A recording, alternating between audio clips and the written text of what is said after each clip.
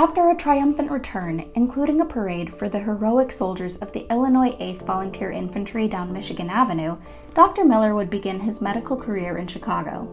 Miller's first stop was Chicago's historic Provident Hospital, founded by iconic African-American medical pioneer Dr. Daniel Hale Williams. Provident was the first Black-owned hospital in the country. It was there where Dr. Daniel Hale Williams would perform the first successful open-heart surgery in the United States. The hospital was established to address the healthcare challenges facing Black Chicagoans in the late 19th century. The initial 12-bed hospital opened its doors to much fanfare in 1891 at the corner of 29th and Dearborn. As the demand for medical care increased, the Provident Board explored expansion.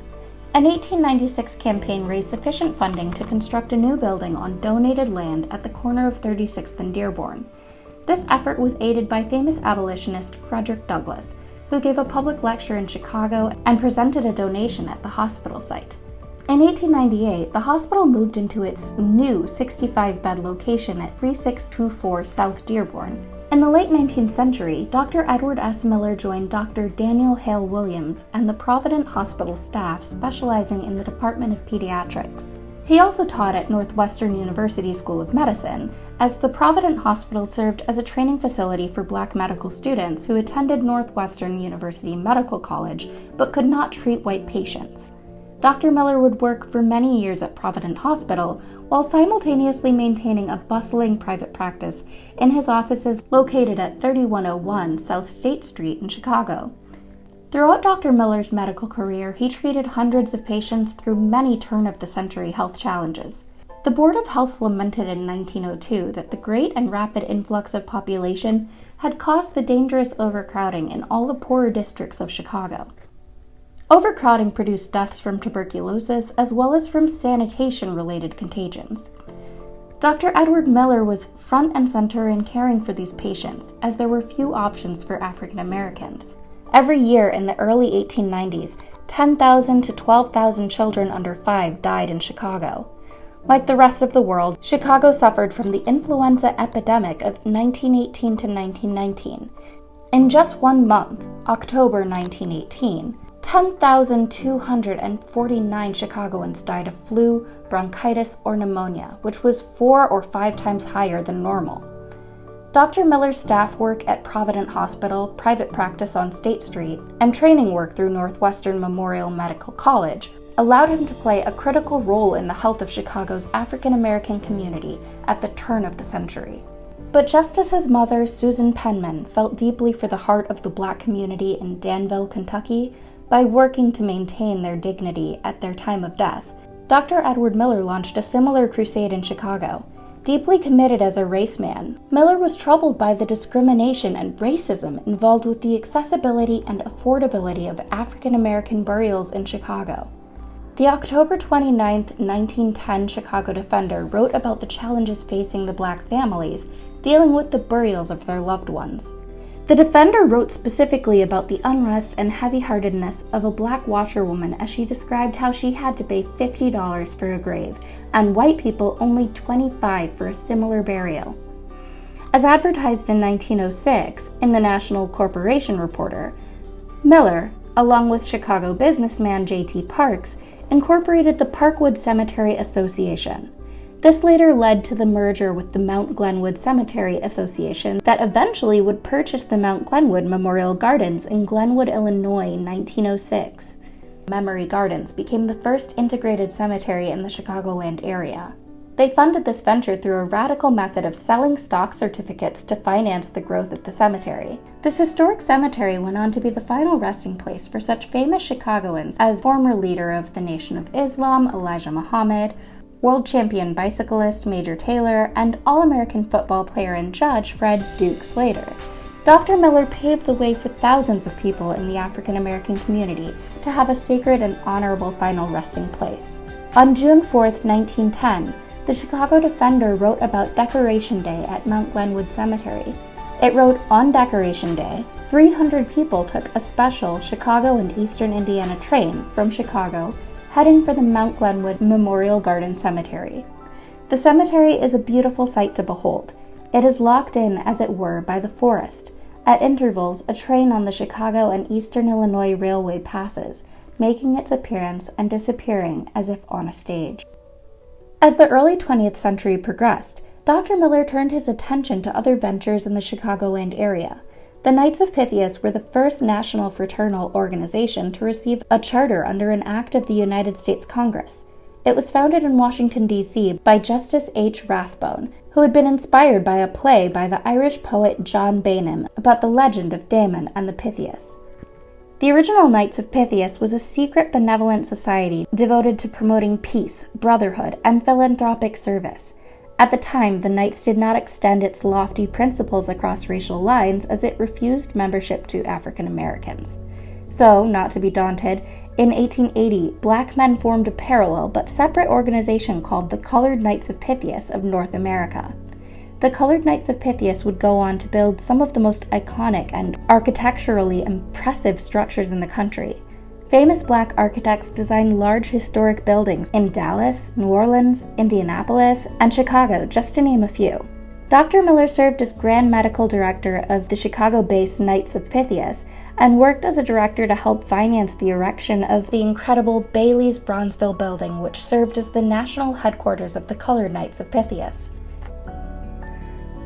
Walter T. Bailey was the first African American to graduate with a B.S. in Architectural Engineering from the University of Illinois at Urbana-Champaign, the first licensed African American architect in the state of Illinois, and the first licensed African American architect in Chicago.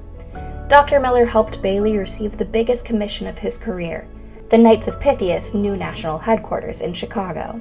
The 8-story Egyptian Revival building featured terracotta planters and detailing on its exterior, as well as a 1,500-seat theater and a rooftop garden, all in the heart of the bustling Bronzeville neighborhood at State and 37th Street. Completed in 1928, it was deemed the world's largest, most expensive building ever built and designed by Black people. Dr. Miller was instrumental to getting this building financed and built in Chicago. Dr. Miller and his wife Mary were deeply embedded in Chicago's Black society and the cultural explosion that was associated with life in the Black community in Bronzeville. They were often identified with the Chicago Defender and the Broadnecks as being in the in crowd, and prominently, regularly recognized on the high society pages of those publications. This networking worked as a platform to grow his medical practice, as well as allowed him to hobnob with the who's who of Black business and political leaders in Chicago. This provided a platform for being asked to be a founding board member for two of the most influential businesses associated with Chicago's great metropolis, the Douglas National Bank of Chicago and the Liberty Life Insurance Company of Chicago. In 1922, Anthony Overton assumed the presidency of Chicago's Douglas National Bank. It was the second Black-owned bank to receive a national charter in the United States. Overton would call on Dr. Edward S. Miller to be a founding board member of the bank. Because of his national charter, Chicago's Douglas National Bank was one of the two Black-owned banks in the United States to have the authority to print its own currency. 2 years later, in 1924, Overton started the Chicago-based Victory Life Insurance Company. In 1927, Victory Life became the only Black-owned insurance company granted the right to conduct business in New York State. Dr. Miller helped found this life insurance company and served on its board of directors as well. Dr. Edward S. Miller was also deeply immersed in the political landscape of Chicago. In the early 20th century, the Illinois Republican Party was quite powerful in Chicago's Black community. Oscar Stanton DePriest was an African-American politician and civil rights advocate. From 1904 to 1908, DePriest was the only Black member of the Board of Commissioners of Cook County, Illinois. Being a member of Cook County's Republican Party, the highly conservative Miller was active in the political state of Chicago. When Oscar DePriest ran for Congress in 1908, Dr. Miller was slated to run in his place by the Cook County Republican Party. He would go on to lose this election. Personally, Dr. Miller was also going through a great change in his life. After nearly 20 years of marriage, Dr. Miller and his wife Mary Miller would separate acrimoniously in 1915. After a contentious divorce ending with a significant alimony and loss of his palatial estate at 3624 South Wabash, a 61-year-old Dr. Miller would wed a 27-year-old Vivian Worthington of Defiance, Ohio. Dr. Miller would adopt Mary Kennedy, Vivian Miller's daughter, from a previous marriage. This union would also conceive Miller's two biological children, Edward S. Miller Jr., born in 1920, and Vivian Lewis, née Miller, born in 1924. Through the rest of the Roaring Twenties, Miller would manage his real estate interests, continue his work as director of the Liberty Life Insurance Company, as well as work with the Douglas National Bank. In 1920, after a short stay on 45th and Champlain, Dr. Miller and his new wife, Vivian, would move to their impressive new home, located at 551 East 46th Street, to begin their next chapter. During these years, things were good for Miller. Then, tragically, an event that would change the direction of Dr. Miller's life, as well as the lives of millions of Americans, would occur.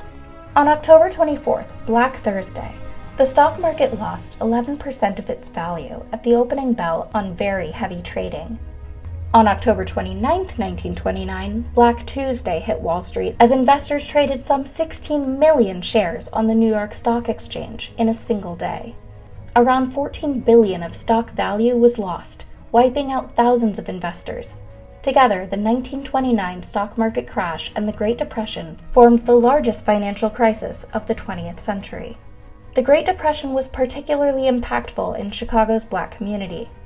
When the Douglas National Bank and Liberty Life Insurance Company were formed in 1922 and 1924 respectively, much of its investment capital was centered around the real estate properties in the Black community.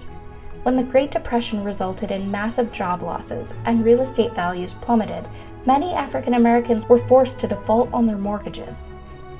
Despite a $200,000 loan from the Hoover administration's Reconstruction Finance Corporation, the Douglas National Bank and Liberty Life Insurance Company were forced to close their doors on May 23, 1932. The bank and the insurance company were put into a court-mandated federal receivership to protect the remaining bank assets. As a director of the Douglas National Bank and Liberty Life Insurance Company, all of Dr. Edward Smith Miller's assets, along with cash and bonds and deeds to real estate properties in the bank's safety deposit box, were immediately seized by the government, and the Miller family was instantly bankrupt. Sadly, this event would significantly impact the rest of the life of Dr. Edward S. Miller and his family. In 1932, after a failure of the Douglas Bank and Liberty Insurance Company, Dr. Miller was now 74 years old, and his work as a medical doctor had significantly diminished. Little money to pay. It was said that patients would often offer meals or try to barter services as payment. And it was not long before Dr. Miller's own health took a turn, as he would struggle with aging, raising a young family, marriage to a much younger partner, and poor health. In October of 1937, Dr. Miller would leave Chicago and take domiciliary care at a veterans facility in Milwaukee, Wisconsin. He would support his family off his $60 per month Spanish-American War pension. Suffering from chronic arthritis, generalized osteosclerosis, heart failure, and general senility, he would remain in Milwaukee until 1941, when his poor health would force his return to Chicago to the Colored Home for the Aged located at 44th and Vincennes. In the fall of 1943, Dr. Miller was admitted to Hines Hospital after a fall that resulted in a broken hip.